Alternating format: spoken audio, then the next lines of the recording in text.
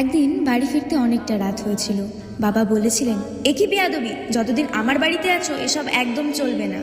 বিয়ের পর একদিন শ্বশুর বাড়িতে নাচ প্র্যাকটিস করছিলাম।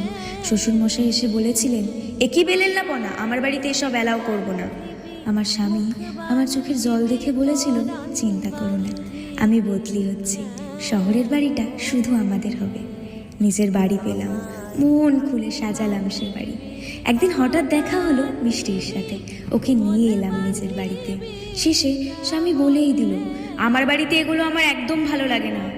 কেন কে জানে উত্তরটা দিয়ে দিলাম, তোমার বাড়ি মানে তোমার সেই বাড়ি যেটাকে তুমি শুধু নিজের বাড়ি ভেবে গর্ব করো। এ বাড়িতে আমারও সমান অধিকার আছে তোমার মতো। তোমার বাড়িকে ঘর আমি বানিয়ে তুলেছি, ঘাম রক্ত ঝরিয়ে।